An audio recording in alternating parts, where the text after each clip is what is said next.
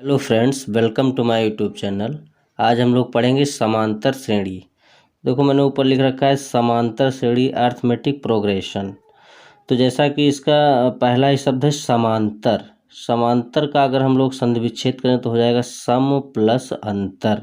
मतलब अंकों की वह श्रृंखला या श्रेणी जिसमें दो अंकों के बीच का अंतर समान हो, समांतर श्रेणी कहलाती है। जैसे 2, 4, 6, 8 आगे डॉट डॉट कर दें तो इसमें 4 और 2, 4 तथा 2 के बीच अंतर कितना है 2, और 6 तथा 8 के बीच का अंतर कितना है 2, और 8 तथा 6 के बीच का अंतर कितना है 2। तो बेटा देखो इस जितने भी अंक लिखे हैं इन सब में बीच की जो गैपिंग हमारी मिल रही है वो कितनी कितनी की मिल रही है 2 की गैपिंग। जब 2 की गैपिंग है मतलब इनमें अंतर जो है हमारा सेम है। तो जब ये अंतर सेम है तो इसे हम लोग क्या कहेंगे समांतर श्रेणी। जैसे मैंने पहले लिख रखा है समांतर का मतलब होता है सम प्लस अंतर, यानी अंकों के बीच का अंतर जो है वो समान होना चाहिए, तो उसे हम लोग कहते हैं समांतर श्रेणी। अतः यह श्रेणी समांतर श्रेणी है। फिर देखो समांतर श्रेणी के महत्वपूर्ण सूत्र। तो महत्वपूर्ण सूत्र जो मैं आपको बता रहा हूँ, अगर ये सूत्र आपको याद है तो आप समांतर श्रेणी में कोई दिक्कत आपको नहीं होगी।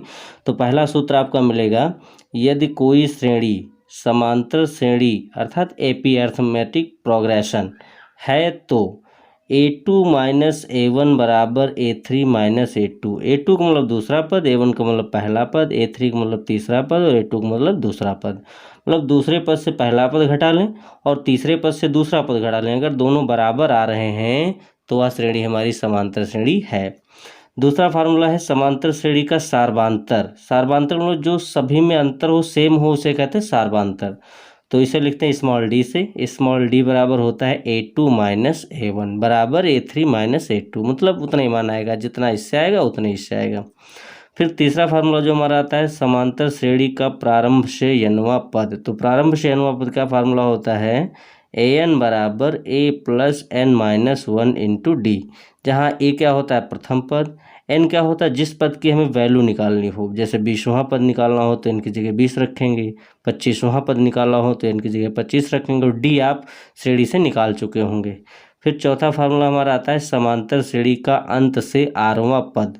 अंत से मतलब लास्ट वाला पद दिया होगा और उसमें से आपका पूछ रहा होगा कि अंत से 25वां पद या अंत से 10वां पद ज्ञात कीजिए, तो उसके लिए फार्मूला हमारा है AR बराबर L minus R minus 1 into D, जहाँ L हमारा क्या होता है अंतिम पद होता है।